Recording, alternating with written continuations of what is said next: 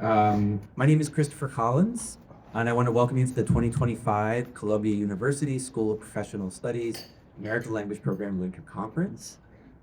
This year marks our 11th Winter Conference, continuing our tradition of exploring key themes in English or more broadly language education. Each year we've featured a plenary presentation followed by shorter talks that further develop the theme. Over the years, we've been fortunate to host outstanding plenary speakers covering a range of topics, including professional development, curriculum design, assessment, and vocabulary learning. I'd also like to remind you that recordings of past plenary presentations are available online. Speak to me if you're wondering where they are. This year's theme is Evolving English, Changes in Teaching and Learning. And as English continues to evolve across global contexts, educators and learners alike must navigate shifting linguistic landscapes, adapting teaching methods, learning strategies, and curriculum development to meet new challenges and new opportunities. Before we begin, I'd like to extend my gratitude to all of today's presenters for sharing their expertise, insights, and willingness to participate. I'd also like to thank the Columbia University School of Professional Studies Events Management team for their meticulous preparation. Trust this will be another seamlessly run event. And now, without further ado, I'd like to turn it over to my colleague, Mary Pickett, who will introduce this year's plenary speaker. Thanks. Hi, everyone. So I'm going to keep this brief. It is my absolute pleasure to introduce today's plenary speaker, Dr. Martin Dewey. Martin has a long history in the field, first as a teacher of English in Italy, Mexico, and the UK. And then as a teacher trainer on pre-service and in-service courses, including the Cambridge CELTA and Delta programs. I first met Martin in 1998 when we were colleagues in London. He was embarking on his master's degree at the time, and it was clear to me then that he was destined for a career in academia. So it was no surprise when he landed a job in 2004 at King's College in London, where he is now an associate professor in Applied Linguistics in the School of Education, Communication and Society. Martin's research focuses on the globalisation of English, the role of English as a lingua franca, and multilingualism, primarily focusing on the relevance of multilingualism in teacher education and the impact this has on how we conceptualise language and language knowledge in English language teaching. At King's, he is also the program director for the MA in Applied Linguistics and English language teaching. He teaches in that program, and he co-directs a Centre for Multilingualism with English. He published and presented widely on his empirical work, and we are thrilled that he has crossed the pond to talk to us today. So without further ado, please join me in welcoming to the podium, Dr. Martin Dewey.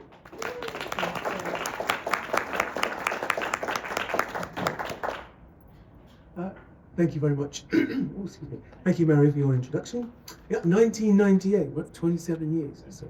That's a long time. That's a long time. And thank you, Christopher, for inviting me to this talk. I'm really happy to be in New York. I've been to New York before, never been to Columbia before. So it's a real privilege to be here. Really happy to be taking part in this event. You'll have to excuse me while I do this. I spent a long time trying to think about the title, and because I wanted to fit a lot in, but it was very difficult to fit everything I wanted in my title and still make it meaningful. Right? It didn't make sense a lot of times. So the main thing I'm focusing on is the value of engaging in critical thinking in language education, particularly in contexts of super diversity. Right? So I'm looking at, when we talk about what super diversity is, it's probably a term that you're familiar with. But I think in recent years, there's been quite a lot of progress in acknowledging diversity, understanding the impact of diversity on learning and teaching. And there have been lots of moves in respect of this, to decolonize the curriculum. But very recently, I think a lot of that has come under pressure from populism, the rise of populism, and from very divisive public discourses around migration that then focuses on linguistic diversity and cultural diversity. That's really what I'm trying to do, sort of revisit some of the themes that I've explored in my research over the past 20 years or so, and then establish in what ways we might need to rethink those as a way of resisting what I see happening around me. So in terms of my research focus, for a long time I've been interested in global Englishes and English as a lingua franca as a particular aspect of global Englishes research. And what we found is, in doing this research, is that critical reflection has become a prerequisite for language teachers and teacher educators. Yes, it's become ever more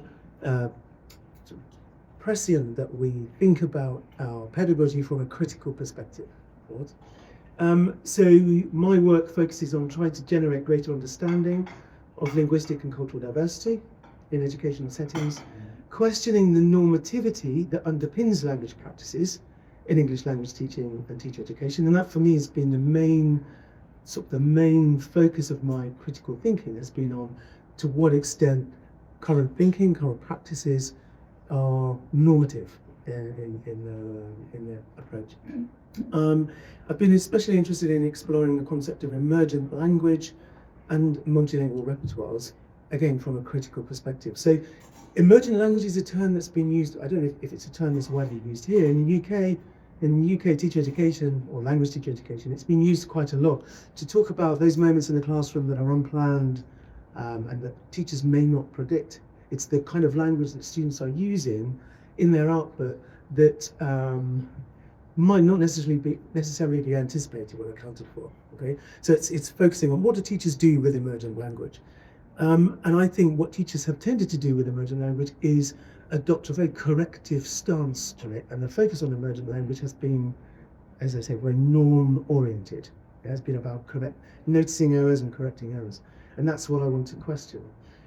In teacher, why I think it's important that we do this. In teacher education, language awareness is predominantly, it has been undertaken from a deficit perspective, right? So focusing on identifying linguistic gaps or language problems that students have, and that has happened largely from a monolingual position, which has tended to mean that the socialization process of becoming a teacher, doing the teacher training awards and then gaining experience, has been about becoming more attuned to student language, but from this corrective mindset, or collective stance where we notice errors. And I think a lot of teacher training focuses around that. And as a result, I think very often some very communicatively valuable language practices and communicative strategies are overlooked. They're not really picked up on, especially not from what I call a transcultural perspective. So for me, the current approach to emerging language and language generally in English language teaching makes little sense because it doesn't really take into account diversity and difference and so on. So the background of my research, you're probably familiar with, I don't know, are you familiar with that quote from Chris Brumfitt? So Chris Brumfitt said in 2001, which is the same year that I started my PhD research, which is the Lingua Franca, he said very uncontroversially, this was very established already, statistically native speakers are in a minority for language use. But more controversially, he went on to say, in a minority for language change, language maintenance, and for the ideologies and beliefs associated with the language. Right? That continues to be controversial more than 20 years later. People contest that. And so we're going to keep returning to that as a theme, the second part of it. So here, just to illustrate this claim that I'm making about ELT being very norm-based, very normative. Are you familiar with the TKT? This is Cambridge University's. To Cambridge University, they've been through, I've constantly heard you probably, right? They've gone through so many different name changes over the past 20 years. It's difficult to keep up. Here, it's Cambridge Assessment. They are now Cambridge University Press and Assessment. Cambridge University Press or Cambridge Assessment merged together 2 or 3 years ago. So this is the Cambridge TKT. It's the Teaching Knowledge Test. And what it does is part of the TKT looks at the terminology that teachers are familiar with, and they're tested on. The test comprises of teachers being asked to ask questions about key terms in the field, right? And this is the glossary that you can use in order to prepare. Either trainers can use it but teachers can use it to prepare for the test. And what you see in this glossary is a very conventionalized normative frame for looking at language, right? So, for example, and I'm quoting from the glossary here. So, language awareness is defined in the glossary as a learner's understanding of the rules of how language works and his or her ability to notice language. So, first of all, it's looking at it kind of frames language as a set of rules, which again is very normative, right? Language is much more than that. So I find this a very reductive definition of what language awareness is. There's nothing in here about communication and strategies or anything like that. Authentic material is exclusively linked to native speakers. A first language speaker. I think that's a very narrow definition of authenticity, right?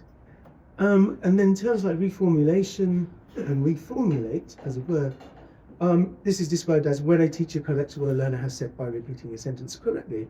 So it's framing the role of the teacher in relation to commenting on student language simply as a focus on error correction. Again, reductive and no space for acknowledging effective language use.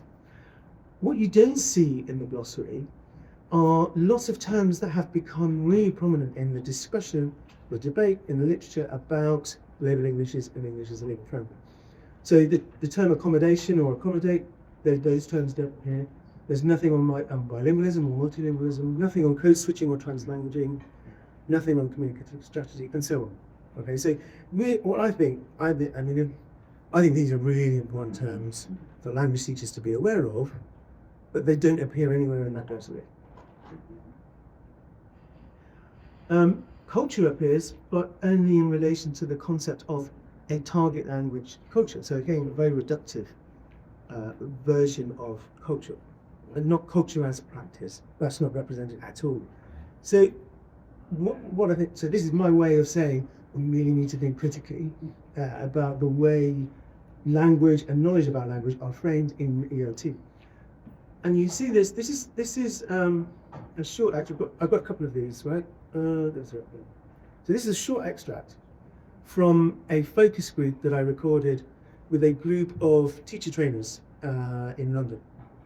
They're all very experienced trainers, and I asked them to comment on a language awareness task that a student teacher had completed before doing the SOTA quiz, right? And the conversation starts really in line 1054, where PT says, "How do you think you did?" And RK decides to comment on how he felt the student teacher's language was very Italian-like. Okay, so he says this: in terms of his language, there are Italian examples of word order, and then the conversation quickly, or immediately, then turns to the question of correction. So, did you correct or not? That wasn't the focus of the task. The focus of the task was not about using standard English. The focus of the task was about what do students need to know about this language item? How would you help prepare a lesson, and so on.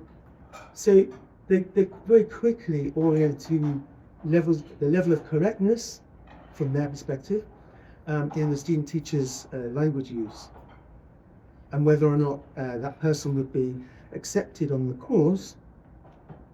Possibly if there were too many mistakes, they wouldn't be accepted. And then the conversation continues on the next page. And the problem, according to RK, who raised the issue, is that I will write on the board the word pollution. This is what the Italian student teacher has said in the language awareness task. And according to RK, this is an Italian word. It's not appropriate word order. Yeah? I would write the word pollution on the board would be a more native way of expressing that, as if that was really important. You know, that's the most important thing that they commented on, or at least commenting on, was the word order appearing different in his mind to what was a native way of saying it, right? Which to me was like a really odd thing to focus on. There were so many other interesting things in that language awareness task that could have been picked up, but it was this that was picked up. And what's interesting is if you look at line 1075, when RK says, "Just I think the word order," right? So what RK is doing there is using spoken grammar, right?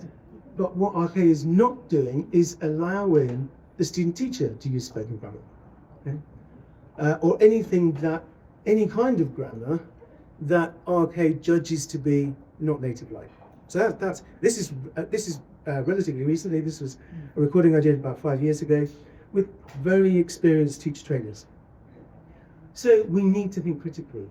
Why? Because established ideas take a very, very long time to respond to change. People don't like to let go of beliefs that they held for the time. Okay, so this is something that Stephen Hawking was not in relation to language learning and teaching, but Hawking. When Stephen Hawking died, I thought, I'm going to reread A Brief History of Time. So he died about 2018, and reading it, I came across this, which wasn't relevant to me the first time I read the book. So what Hawking does here is highlights how we understood that the universe, well, we discovered that the universe was expanding in the early part of the 20th century.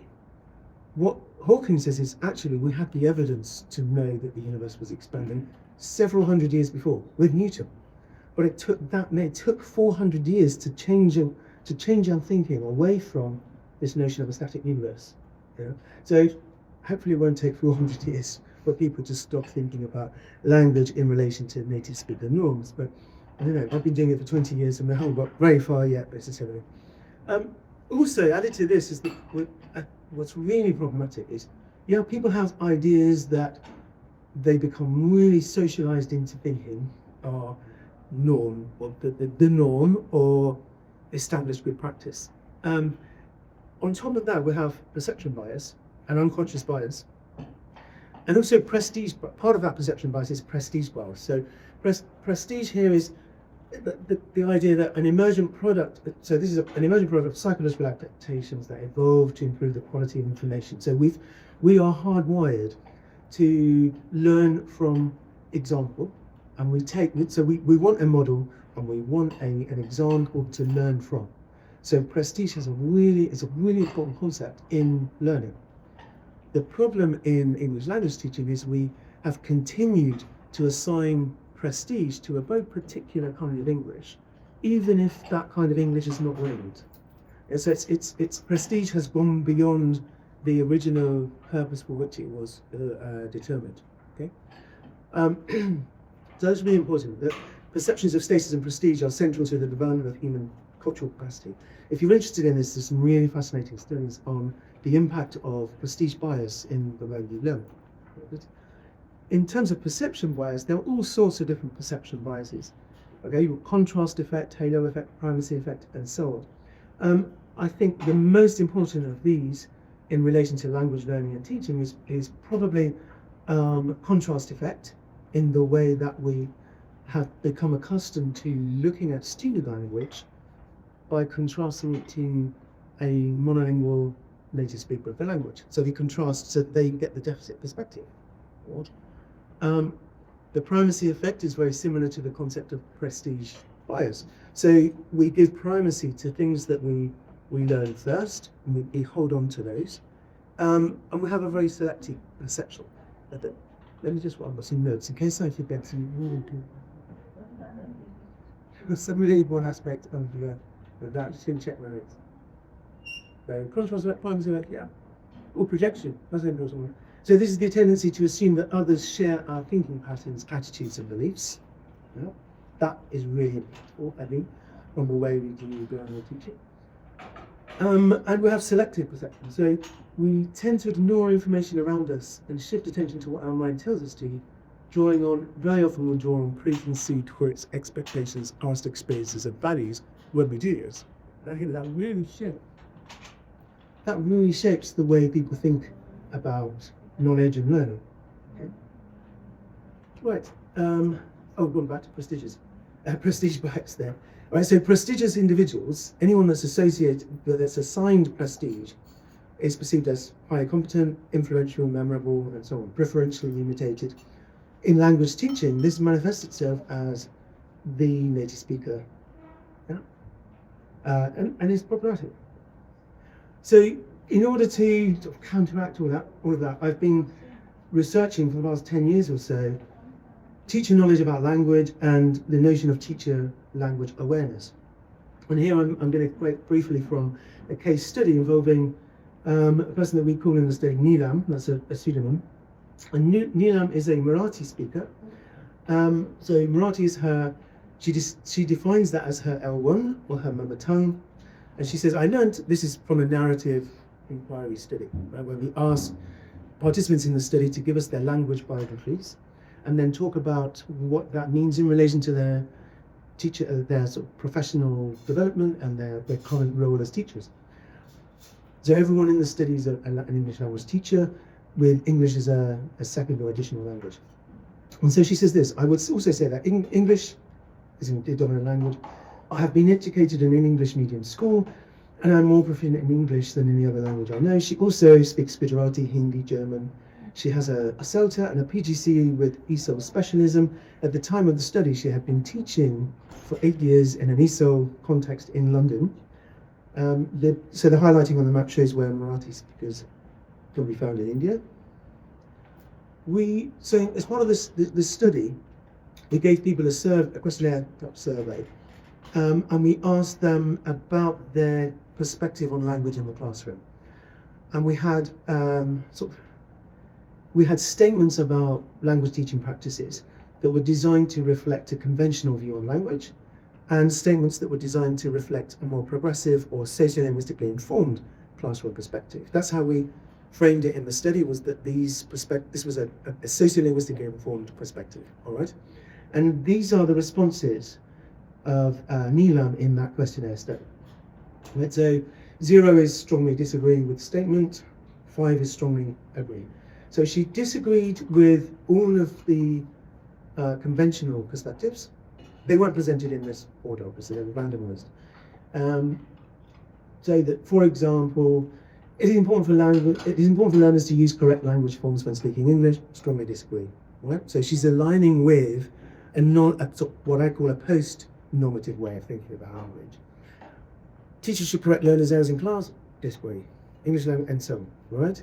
The last one is actually quite important. English language learners prefer to have native English-speaking teachers. Disagree, not as strongly. And then here you've got strong agreement with each of these statements. Teachers should encourage students to experiment with new language. Students L1 and sociocultural identity or resources. Developing communicative strategies is more important than learning to use correct grammar. So we see this as a very progressive way of thinking about language in the classroom that moves away from this normative perspective, right? But in interview, this is me interviewing Neelam and asking her about what she'd written in her study in the survey. And she says this, right? A lot of colleagues in her school describe her as a native speaker because she's a native speaker of Indian English, okay? And she says that I'm terrible with pronunciation. Bearing in mind she's been teaching ESO in London for 8 years. Her education is all English medium, all right? And I was really surprised. I said, do you have an Indian English accent? And so Nina has studied a master's degree at King's with me, where we talked about global Englishes and we talked about different varieties of English and so on. But she's still still kind of influenced by this underlying ideology that sort of standard language ideology, right? That there is one way of speaking and a correct way of speaking. So she then kind of sort of modified this a bit and says, yeah, I know. And I said, you don't like your accent? No, she says, I like my accent, but the key here is that she likes her accent but doesn't use her accent as a model of English in the classroom, which I find disappointing. Well, she also very disappointing, right? This is from a different study, but in a very similar context. So this, I'm going to say more about this study later on. This is me in conversation with a teacher at the end of a teacher training session, a teaching practice session that was observed and assessed for CELTA. I wasn't one of the tutors on the course, I was there as a researcher. And I was really interested that this trainee teacher at the beginning of her lesson has started talking about different languages and what different languages the students in the classroom knew, and she was asking them questions about how do you say this and what and that, and so on. And I was encouraging that in conversation with the trainee teacher at the end of the teaching practice session. And so I thought, this is great. This is the kind of thing we're really looking for, right? Teachers developing an awareness of different languages. This, however, is how her tutor responded to the same. This is in the teaching practice. What do you call that? The feedback session. Yeah. There was a name for the feedback session. We call it the feedback session. So in the feedback session, right? This is what the tutor focuses on. First of all, that there were student sets. First of all, it's sort of methods related. Student-centered interaction, that's really great. Okay, speaking practice later. But then the second bit, the really important bit, when he comments on language, and this, I find this happening all the time. This is 2022, right? So 2 years ago, November 22. So it's not, this is still how tutors are thinking about language and commenting on language in the classroom with training teachers. Okay, so you've still got that normative mindset. So the main comment of the tutor was, there should have been more error correction, not enough error correction. And the tutor didn't say anything about this really interesting conversation that the teacher had with the students about the different languages that they all spoke, which I thought was a missed opportunity. So we have this really normative mindset, sort of standard language ideology informed way of thinking about language. But there have been quite a lot of alternative stances put forward in the literature. So Will Baker, for example, talks about understanding second language communication as a cultural process, being much more aware of culturally based communicative behavior, of expanding language awareness. So Bastikman talks about expanding language analysis or language awareness work to include the role of translanguaging in communication. We have Luke and Wong talking about having sensitivity or developing sensitivity to the dialogic nature of meaning-making practices. These are all really important alternative ways of thinking about language in the classroom that have, to some extent, taken hold and become really established, at least in theory and in principle. But in practice, we still see teacher trainers, tutors on teacher training courses, adopting this norm-based way of thinking about language that doesn't do any of this, right? And then more recently, we've got Paul and Wekaksono talking about the importance of developing a different ontological frame of English. So they see, they have a really good website, but I don't think I've got a slide on it. So they wrote a book called Ontologies of English, but they also have a website called Changing English, which has a whole series of tasks, free to access. It's a whole series of tasks for students or teachers to go through, but gets them thinking differently about language. So they're changing the way we theorize language. It's really interesting. It's really practice oriented. Okay, so they talk about critically examining the ontological commitments, okay, underpinning ideologies and practices. That's definitely worth. I should have added a slide to show you what their website looks like. It's very good. And here I'm just going to show you something that I do with my student teachers on the master's program that we have. You may be familiar, some of you, with the book Language Myths, edited by Laurie Bauer of Lisa Truckle. It's been around as long as my friendship with Mary, 1998, 27 years old. I still use it in teaching because I think it's really powerful. So each chapter is a common belief about language, which the author does an edited collection. The author in each chapter addresses that and then shows how this is basically a misconception. It's informed largely by ideologies of language that lead to myths about language that people really believe in. So people believe that the meanings of words should not be allowed to change. That's a common belief outside of linguistics, right? I showed those. There's a whole series of them. There's about 50 or so, including one very disparaging one on American English, which I'm not going to repeat. Right? So I have first of all, I'll show you. There's a video here. I'm not going to show it, but it's a really good video for students and student teachers, talking about how the meanings of words always change. Right? Just that language is dynamic and constantly evolving, right? So we've got to move away from that way of thinking about language. What I do is re-examine beliefs about language from a global English's or a transcultural perspective, all right? And I suggest that these are also popular beliefs about language the popular beliefs about language in the language classroom that we can also treat in this same regard, right? As popular misconceptions that might not necessarily be true. So they're deliberately provocative. But I say standard English is more intelligible than non-standard English. It's not. We know there's a lot of research data that shows that very often miscommunication happens when native speakers are present in an interaction. That's more likely than when they're not present. Okay? We know that grammatical accuracy is not essential for effective communication, but we behave in English language teacher education as if it is. Okay? Right? So these provoke some really interesting discussions. So it's a way of initiating critical reflection on language. So we're going to move beyond a little bit, move beyond the ALP a little bit more, talk about where my research has gone in the past couple of years. Oh no, look, that's not going to last me, is it? Yeah, hold on to more. We can get you some more, mate. Okay, so this is about embracing diversity.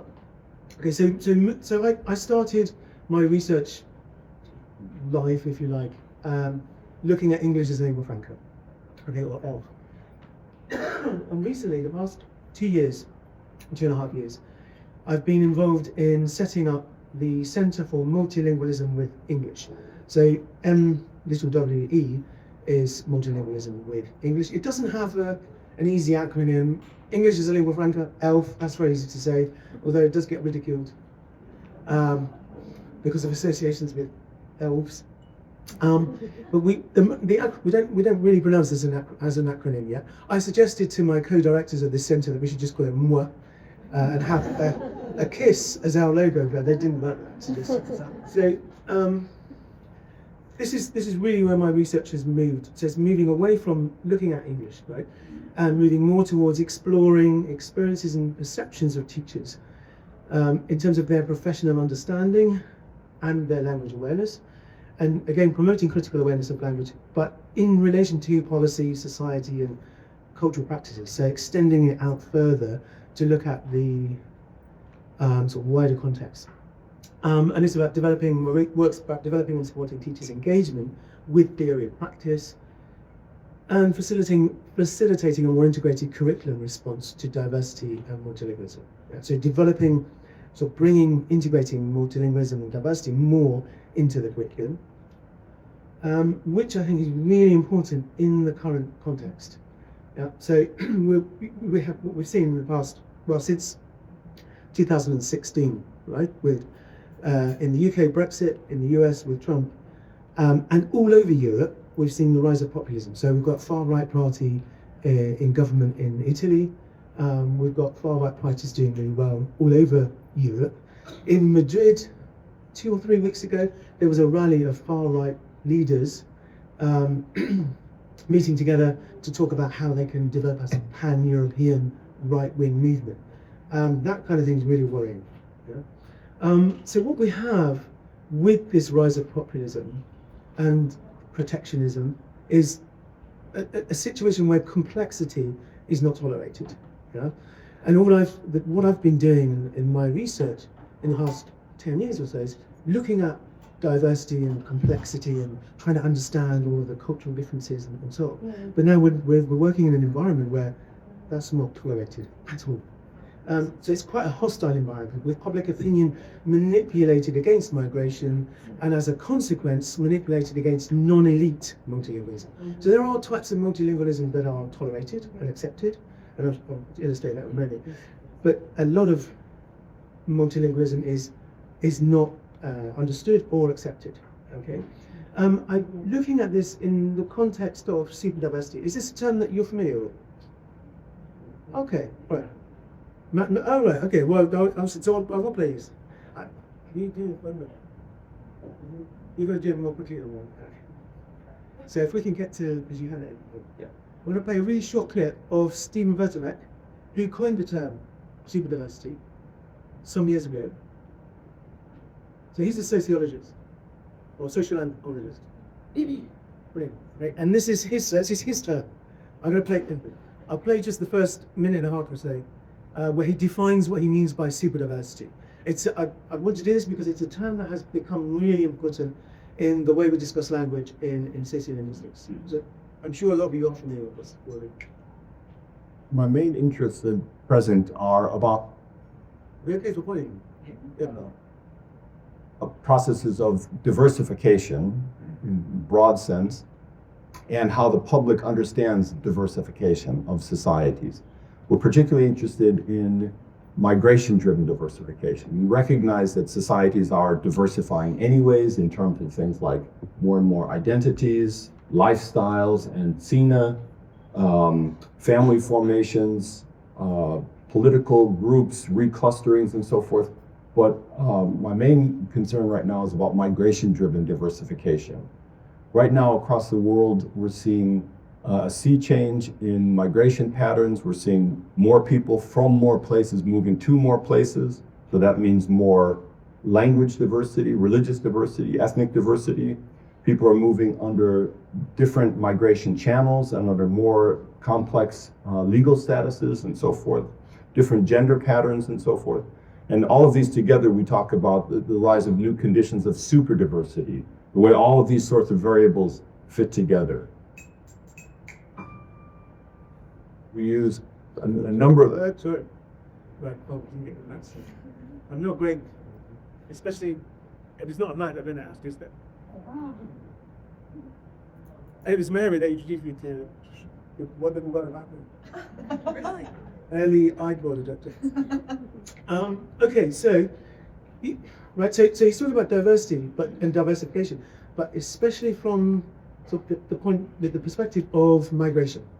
And we are living in a world where migration is really part of public discourse a lot of the time, usually in a negative way. And so we've got academia looking at it as something very positive and interesting. Let's study this. We've got to understand this because we have more diversity in language and culture and identity than ever before. But then we're operating in a public discourse world where none of that is acknowledged or understood. And you see this in so many ways, including in my own institution, right? So universities in the UK, well, in the US as well, obviously, internationalization is a key word, right? King's College London markets itself as an international institution. So it's a globally connected university. And they say this: our ambition is to engage and work collaboratively in every region of the world through partnerships and so on and so forth. These global partnerships provide diverse and enriching educational experiences for our students. That sounds great, right? Good scope there to incorporate diversity in our thinking. But when you look at it, the discourse, especially the marketing discourse, it promotes diversity. But when you look at practice, what you see is a uniformity in the way we do stuff in universities. So, for example, postgraduate taught and postgraduate research applicants who identify as English speakers are asked to meet English language requirements. So we have, do you use IELTS here, or is it mainly TOEFL? Mainly TOEFL, but IELTS scores as well, are they recognised? Okay. I mean, in the UK, it's nearly all IELTS based. So, I've spent years arguing with central admissions at King's that we shouldn't be asking students from Malaysia or India who've done all of their education in English to be sitting an English language exam to be given entry into the university. But it still happens. They're still being asked to meet English language requirements. There are also quite a lot of layers of bureaucracy for appointing external examiners for PhD vivals. And it's really, really difficult in a UK university to appoint an expert to examine a PhD if they are from outside the UK, and really, really difficult if they're from outside Europe. Okay? I had a PhD student who did his entire PhD data collection was in Brazil. He was looking at technology in the class, uptake of technology in the classroom in Brazilian schools. And I asked someone from Brazil who was an expert in Brazilian education to be one of the examiners. Eventually, King's approved this, but it took me about 2 months to get approval for someone who had expertise. Right? So that's That's not good understanding of diversity. Okay? We have very close auditing of attendance for international students. That's a Home Office requirement, so you have to do that. But when you look around university campuses, you see relatively little visibility of the linguistic diversity that you find in the communities of international universities, right? So King's is, remember, it's promoting itself, it's marketing itself as an international, progressive, outward-looking global institution, but you don't see evidence of that on campus. Professional experience is not very recognized if it's outside of a particularly narrow set of criteria. And we have restrictions on partnerships. So I was in Colombia, the country, with an O. I don't know if you've been to Colombia, but they're very big on Colombia with an O. Because English speakers spell it with a U all the time. And I was there working with, I'm trying to establish a link with the university in Bogota. Because we have very similar MA programs, and we want to establish a link between the two MA programs and have sort of studentships where students from the university in Bogota can visit London and vice versa. So it's PhD studentships. And it's really, really difficult because it's not seen as a prestige university by King's College London. So when they say like-minded institutions, there's a caveat there, right? It's like-minded as long as they fulfill our criteria of what we see as a good institution. They're not very open to diversity. So in terms of teaching practice and higher education, in principle, yeah, you see diversity, right? So syllabus guidelines now promote awareness of multilingualism. For the Cambridge Celta and Delta teaching awards, for example, multilingualism is there. It's been in the syllabus guidelines for some time. We are working in schools that have multilingual classrooms. The background experience and conversational languages during teaching practice, for example, that I noticed during this lesson. I think that kind of thing is happening more than it used to. And we have a lot of multilingual language policies in education. Translanguaging, when I first started reading about translanguaging, it was something that you would only read about in a fairly academic text. Now you find translanguaging mentioned all the time in sort of teaching materials and in handbooks that are written for teachers, where there's a focus on classroom practice. So much more focus on it, not just in theory, but also in principle from a classroom perspective. But in practice, we still haven't made much space for assessment criteria or assignment design that engage with pluralism or diversity. You can contrast my reaction to this conversation in class about different languages with the teacher's response that was, well, we need more error correction. And so in practice, it's still not there. And we still tend to have a fairly monolingual orientation to methods and norms in language classrooms. Okay, with some exceptions, right? So here's a really interesting textbook series that came out a few years ago, where I think they do this. They move away from the monolingual bias, and they're engaging much more with diversity. And interestingly, the syllabus for this textbook series includes a section on critical thinking. I think that's really interesting. So there are, things are developing, things are moving on. I want to talk about time. Yeah. I can have 20 minutes until. Yeah. Right. So I'm going to comment on a study that's ongoing.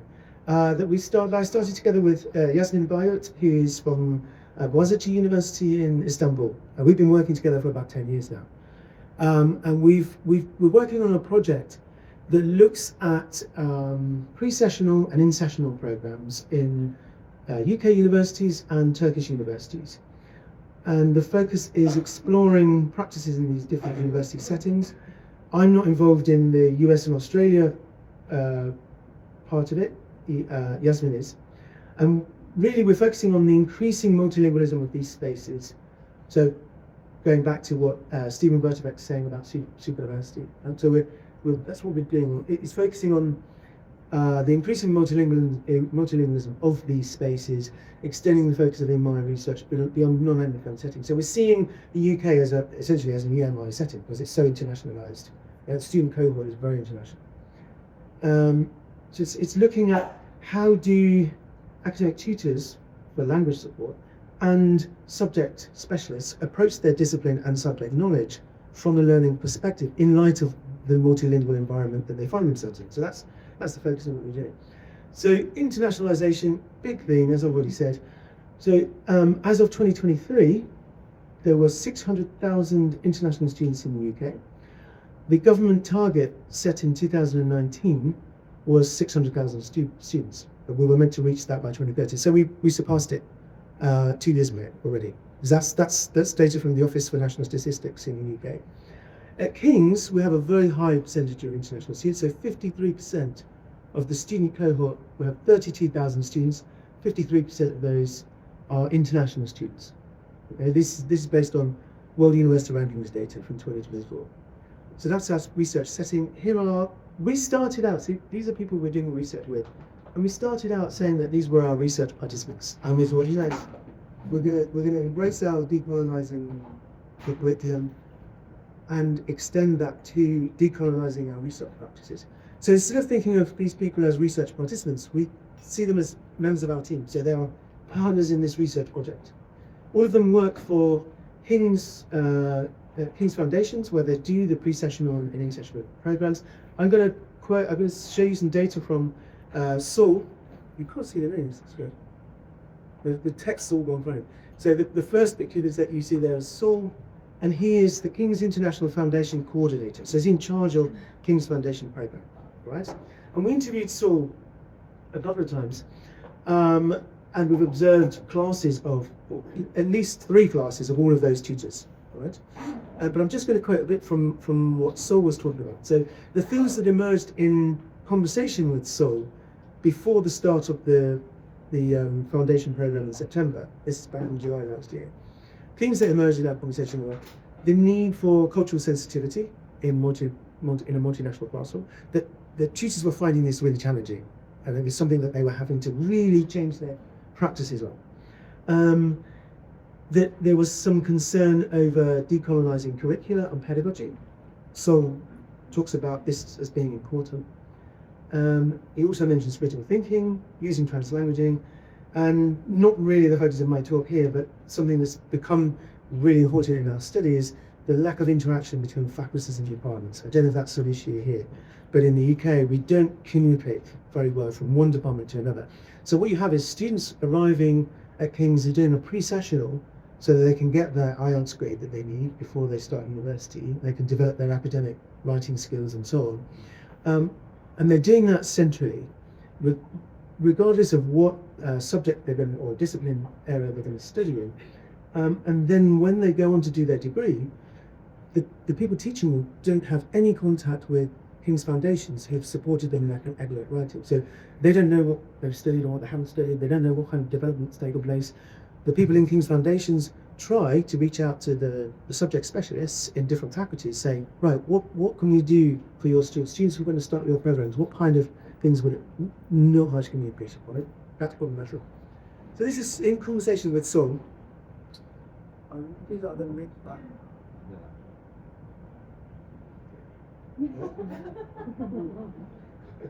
Feeling my ears.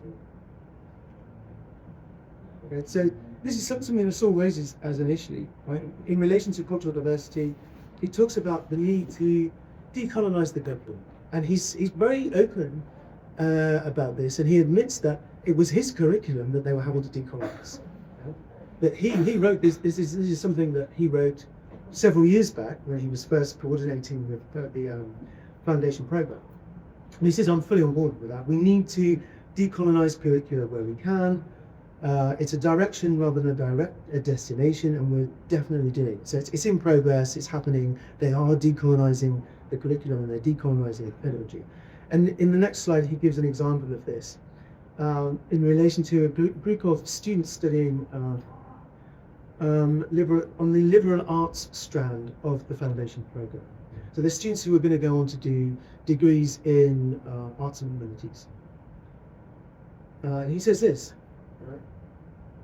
So they used to teach landscape painting just looking at European artists. Right. But then you've got all these Chinese students in the class having to sit through these lectures on relevance, right? When there's this really long tradition of landscape painting in China. And so he said this is one way in which they've decolonized the curriculum, or tried to decolonize the curriculum, to bring in more diversity of understanding. And they said, look, we're now focusing on Chinese landscape painting. Originally, they said the students, so the first thing was, yes, we're going to talk about Chinese landscape painting. But of course, most of the resources on Chinese landscape painting are written in Chinese. Initially, they said, oh no, you can't do that. You have to find text written in English. And now they've changed that, and they've moved beyond that and said, look, you can use Chinese sources. All right? So that's a really positive progress.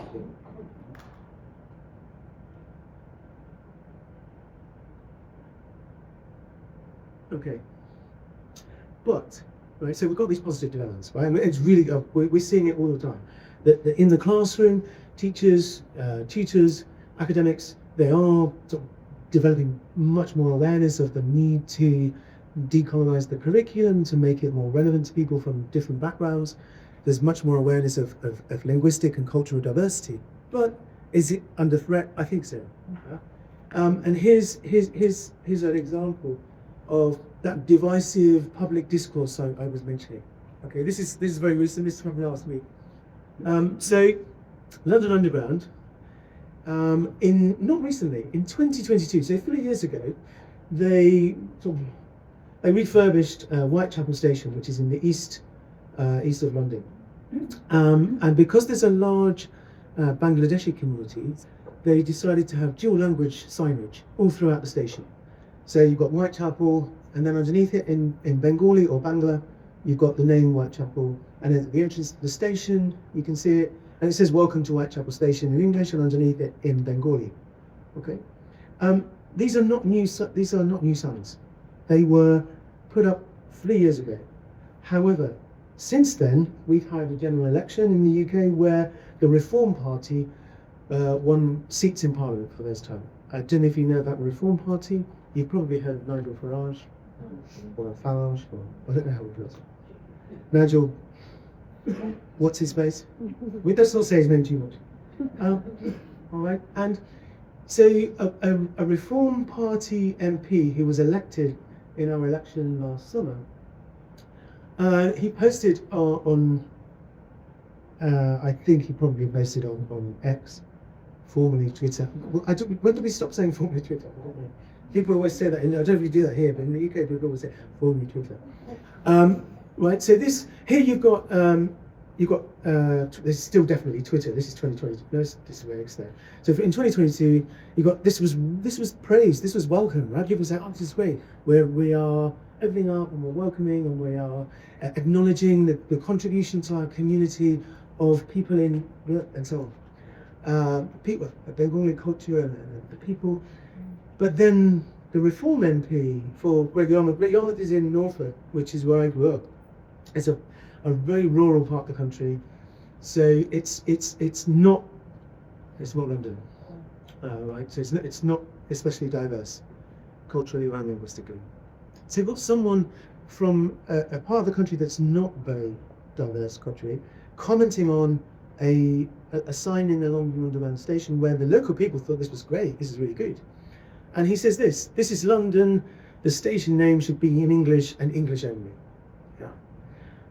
And you've got there, I'm not going to play it because we're short of time, and I don't want to give too much airtime. So there's a BBC Radio 4 have a weekly programme that's then published as a podcast called Antisocial. And Adam Fleming, he's a presenter, political commentator in the UK, who each week he will find something on social media that's provoked a lot of debate, where people are really divided. And last last week, it was on this tweet from Rupert Lay, on whether or not, so the programme is all about whether or not signs should be in English only. I'm not going to play it because it's interesting to listen to, but it's also it's a difficult listen, because one of the people they asked to comment on this is really, I think the other word is racist. He's basically quite racist. And talks about how having other languages on signs is it's a threat to our identity. It's fragmenting our society. So you've got this really negative focus on languages in the community, right? Yeah, I mean, look that up. Have a listen to it. It is interesting because it's the BBC. They have to have two opposing views. They can't be seen to be biased in any way. So for impartiality rules, they have to have people who support and people who are against a particular idea, even if that particular idea is really unsafe. Right? So, but here's an interesting one. I mean, look, my little emojis didn't come out. Never mind. So, but this is nothing new, right? I mean, London, there are more than 300 community languages in London. Something like 70% of school children in London speak a language other than or alongside English at home, right? It's a really multilingual city, as is New York, of course, right? And here you've got, so Newport Place, I mean, I moved to London in 1988, and those signs there in Chinese in Chinatown, they were there when I moved to London in 1988. Nobody commented on them then. So this is quite a new thing that people are getting angry about having different languages on signs in London, okay? Brick Lane, which is also the same part of London, that's Bengali again, right? That sign's been there for years and years. Nobody commented on it, except in a positive way. And then Southall, that's Southall, that sign is in Punjabi. Nobody, however, and this is where I go back to this idea of elite and non-elite multilingualism. So this is St Pancras Station, where if you want to get on Eurostar and travel from London to Paris or anywhere else in Europe, you get a train from St Pancras Station. And because it's Eurostar, a lot of the signage is in French as well as English. Yeah, bienvenue à London Underground. Right? Nobody's ever commented on that sign. So it's okay to be bilingual if you speak a European language, that's fine. French, Spanish, German, Italian, that's good. Punjabi, Bengali, no, we don't like that. That's a threat to our identity. That's destabilizing and it's fragmenting our society. You get it, right? That's the discourses we have to put up with. Oh, this is interesting. This is Li Wei. Many of you probably familiar with Li Wei's work. This is just a really positive take on multilingualism. So 2020. So 11th of March 2020 is a translanguaging day in China. And here Li Wei is talking about the use of sort of multilingual resources as a way of circumnavigating the very strict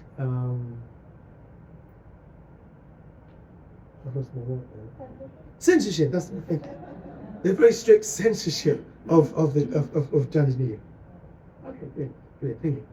Okay, so it's the value. It's an example of the value of being multilingual, being able to translate language.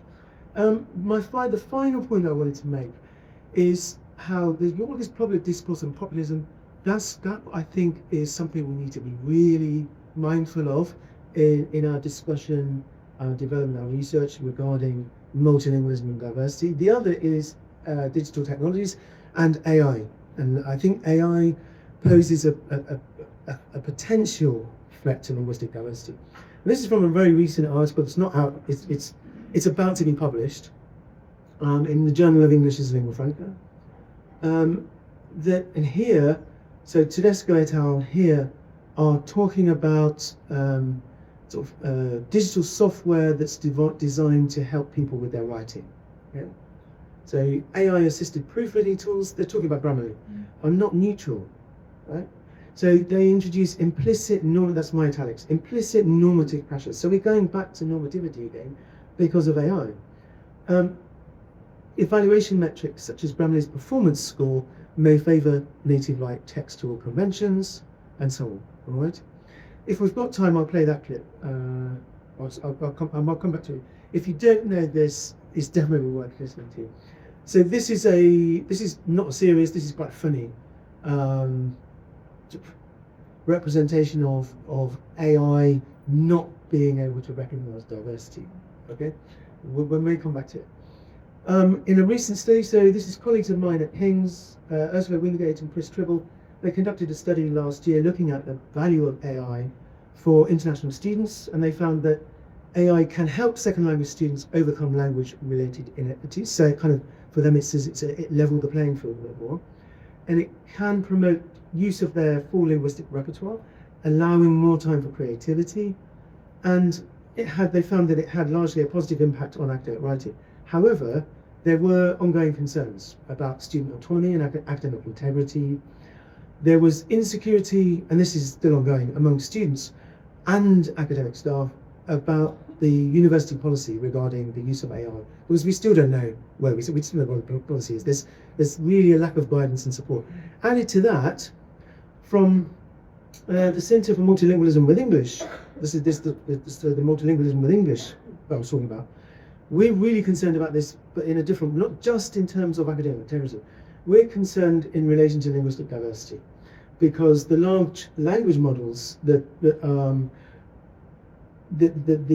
ChatGPT, Copilot, and so on use are engineered by means of text that display gender, race, and cultural biases. Again, not new to it. There's also the concern of inequity of access to emerging technologies, which we feel may lead to marginalisation and inequality, and that may undo recent gains that we've made in terms of decolonising the curriculum and educational practices. Okay? So this is an example of populism. So this is not recent. This is from a couple of years ago. This is in northeast London, around a place called Walthamstow.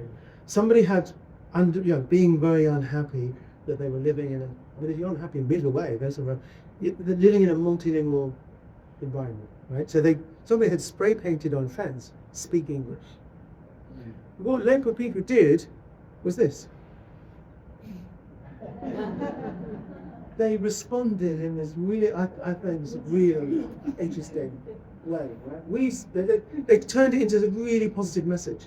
It was I'm speak English, brackets, go home. It becomes we speak English. Don't worry about that. But we also speak Punjabi, Polish, Bulgarian, Bulgarian, French, and so on. Yeah, you got the picture, right? So great. If you scan that QR code, it would take you to CME, the Centre for Multilingualism with English website. And really the focus of our work is researching multilingualism in London. In the photo on the left of the photo you have Gonzalo. He's also one of the centre co-directors. And this is one study that is ongoing. And this study is looking at what impact can a school-university partnership have on multilingual awareness across an educator-student community triad. So we're looking at educators, students, so the teachers, the pupils in the school, but also the local community, right? So the research questions of this project are, well, one, how do teachers respond in practice to the linguistic and academic needs of their students within a system that prioritizes English language learning when so many of the students have other languages that they speak at home? What impact can a multilingual literacy program have in giving visibility to the multilingual reality of the school community, and how can awareness-raising activities that celebrate multilingualism and rich linguistic diversity increase the value and appreciation of home, heritage, and other languages? So that's what we're doing in the Centre for Multilingualism, is that kind of work, right? Engagement with multilingualism in a meaningful way in local communities. This study it's sort of ethnographic study. It involves interviews in classroom observations. There's also a performative aspect to it, where in the study we look at student performances, where students are encouraged to celebrate their cultural diversity and showcase their linguistic repertoire. So Gonzalo, in this particular school in East London, he set up, and this is the same part of London where, just not far from Whitechapel, where people speak Bengali among many other languages. And he set up a multilingual library in the school. So he asked children to bring to school a book that you read with your family, in your family, that's not in English. So they built up this library where people talk about their languages and talk about what language they speak at home and what traditions there are and so on. And so the value of this research is, in initial findings, we found that making visible and celebrating the multilingual diversity of school pupils can really help develop more positive attitudes towards linguistic and cultural diversity. And I think we really, really need that. Okay, thank you. I'm going to stop there. Thank you very much for listening.